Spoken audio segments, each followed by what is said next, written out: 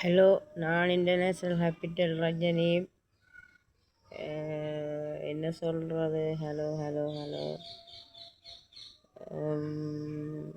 எல்லாத்துக்கும் எல்லா உலகங்களுக்கும் நான் வீடியோ போட்டுக்கொண்டு தான் இருக்கிறேன்.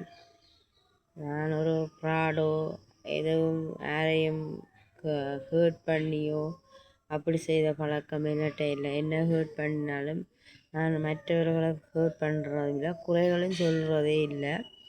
அதுதான் உண்மை. இங்கே ஜப்னாவில் நடக்கிற பிரச்சனைகள் அரசாங்கத்தை சாட்டி சில நிறுவனங்களும் சில இதுகளும் தான் செய்யுதொழிய அவங்க இப்போ எக்ஸாம்பிள் கோப்பா போலீஸ் ஈடுபட்டிருக்குது. அதில் ஏற்கனவே இருந்தது அந்த அந்த ஆஃபீஸ் கோப்பா ஆஃபீஸ் அது ஈடுபட்டிருக்கு. உலக மக்கள்களே, உங்கள் காணியைத்தான் மீட்டெடுக்க வேணும் என்றது இல்லாமல் எல்லாரும் ஒற்றுமையாக சேர்ந்து எல்லாரும் உங்களோட காணிகளை முடிவெடுங்கோ, சமாதான ஏற்பாட்டமாக செய்யுங்கோ. இவங்களுக்கு இராணுவம் விலகி போகுது, அங்கே போயிட்டான் இங்கே போயிட்டான் இல்லாமல் ஒட்டு மொத்தமாக எல்லா பக்கத்தாலையும் எடுக்க வேணும். நான் ஸ்டடியாக இருக்கிறேன், எனக்கு பிரச்சனை இல்லை. என் அம்மா அப்பாவை இழந்தது 31 வயதில், சரியா? அதுக்கு முன்னமே நாங்கள் விவசாயமும் உத்தியோகஸ்தாக இருந்தான். அதுக்கு முன்னமே அதுக்கு முன்னம் எங்கள்ட பரம்பரையாக வாழ்ந்த காணி பூமி எல்லாம் ஆரம்ப கட்ட இதில் வரைக்கும் அந்த ஆஃபீஸ் கவர்மெண்ட் அரசாங்கம் எடுத்துட்டுது. அப்போ ஆஃபீஸ் இருக்குன்னு தான் சொன்னவன் கேட்டு நான் ஆட்சியை கேட்ட போதும் ஆக்கள் சொன்னதும் எங்களோட அம்மாண்டி ஆக்கள் எல்லாரும் சொன்னதும். எங்களுக்கு இப்போ அதை பற்றி தேவையில்லை. அது ஓட்டோவாக வருமா, ஆட்டோமேட்டிக்காக வருமா, அது எல்லாருக்கும் வேலை எல்லாம் நான் நேரத்தோடையே சொல்லி போட்டேன். எங்களுக்கு எல்லா உரிமையும் இருக்குன்றதை சிவார் செய்யுங்க, சரியா? நாங்கள் இந்த உண்மையே சரியாக கஷ்டத்தில் தான் நாங்கள் உண்மையாக வாழுகின்றோம்.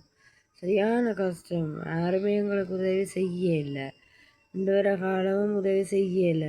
நாங்களைத்தான் வாழ்கிறோம். நான் வெளிநாட்டை விட்டு வெளிநாட்டில் தான் வந்தேன்.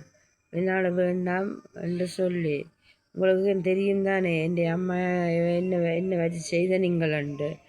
அப்போ இப்படியே உலக நாடு முழுக்களும் டிரான்ஸ்லேஷன், டைப்பிங், ரெக்கார்டிங் சகலதும் எடுக்குது. இந்த நாடாக இருந்தாலும் நீங்கள் இவ்வளவு காலம் இப்படி செய்தால் எவ்வளோத்துக்கு நாங்கள் பாதிக்கப்பட்டிருப்போம் யோசிச்சு பாருங்க. அடிபாடு முடிஞ்சுது. அப்போ அதுக்கு பிறகு இவ்வளோ ஜனங்கள் பாதிக்கப்பட்டிருக்குதுகள். வீடு கொடுக்கல, காணி கொடுக்கல, சொந்தம் ஊர் கொடுக்கல, உறுதி கொடுக்கல, இல்லாதவளுக்கு ஏதோ என்னவோ பதிஞ்சு கொடுக்கப்படையில. நேரத்தோடையே நான் சொல்லி கொண்டு தான் வாரேன். எப்படி என்று சொன்னால், நீங்கள் ஊரை விடுங்கோ. ஒரு மிதிவெடி காட்டுக்க வச்சுட்டு மிதிவெடி வெடித்தாலும் காட்டு என்னென்னு சொல்கிறது, காட்டுக்குள்ளே இருக்கிற குருவி பறவைகள் அதுகளையும் நடந்து தெரிஞ்சாலே அதை வெடித்து செத்து போடும்.